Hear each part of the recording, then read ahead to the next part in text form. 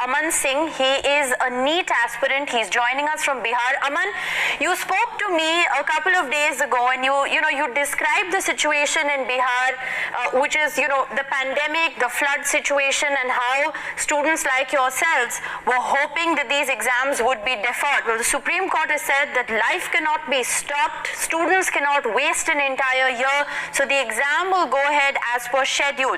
What's your reaction? Ma'am, first of all, I would like to say what SC said that the academic year will be lost. Our experts, directors like from IIT Delhi and AIMS New Delhi, ex-director had already said that if we postpone the exam little bit, there will be nothing lost in academic year. The life of students should be the priority.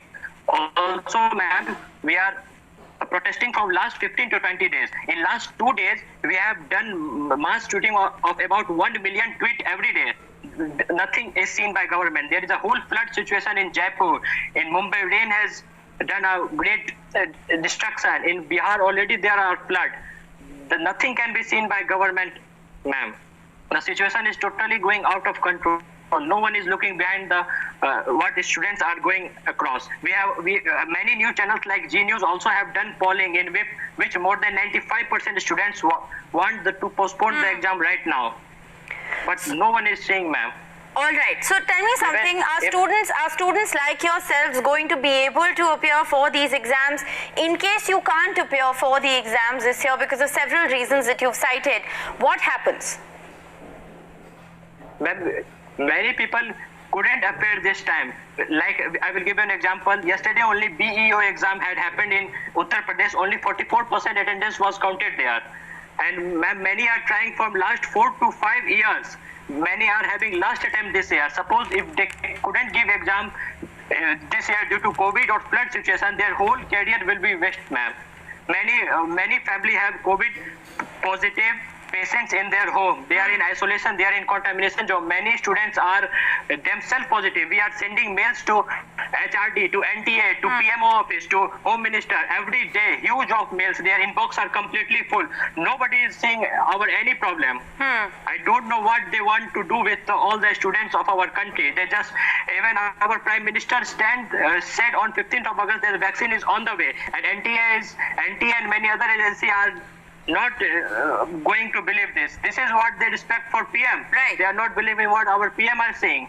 Well, what the Supreme Court has said, Aman, is very interesting to note, because the court has said that we cannot jeopardize the careers of students, wasting an entire academic year. There are several students like yourselves who've been preparing for these exams for several years. The last time we had students here on NTTV talking about these two, and let's just tell our viewers, these are engineering and medical entrance exams, perhaps the toughest, in the country. And there are students who study for 2 years, 3 years on end to be able to appear for these exams. Tell me something, Aman, how many years have you been preparing for these exams? Will you be able to give the exams on the set dates? Ma'am, talking about me personally, my mother is a cancer survivor, okay? And you can understand how much prone she is from COVID-19.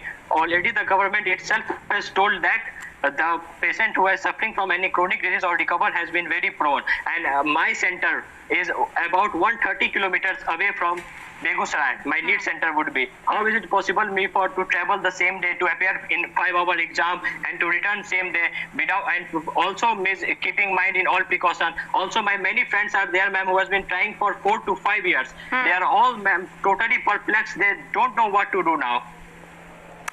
All right, Aman Singh, appreciate you joining us on the broadcast. He's put in perspective what several students in the country are currently...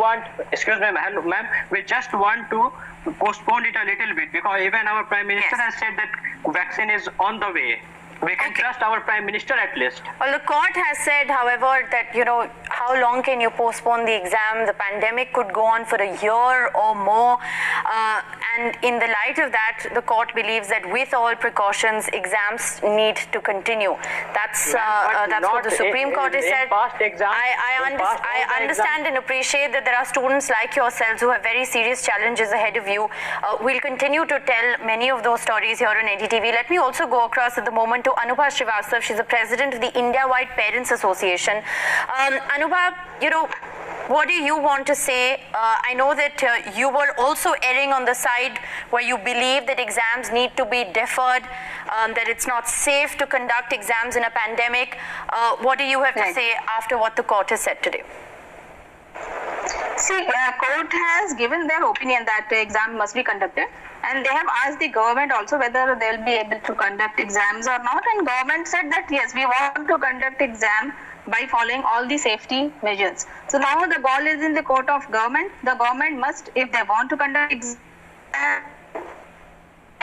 they want like must go exam, then government must take whether they will be able to follow the SOPs or not, because we have already seen how SOPs are being followed in recent. None of this, and there was outside exam. Okay, you're essentially questioning, whether SOPs will be followed. There are students who have questions of accessibility. They say exam centers are, in far-off places. You've heard of a student who joined us from Begusarai in Bihar. His question is, how is he going to make it to his examination center, which is 130 kilometers away? The Supreme Court has heard all of these concerns, but in its wisdom decided to dismiss the PIL, and therefore exams for both the NEET as well as the JEE mains will be held as per schedule. We'll keep a close watch on those developments and continue to bring you reactions from around the country, but let's shift our focus for the moment to the other big story that we're tracking today. Anki Das, the public policy director of Facebook,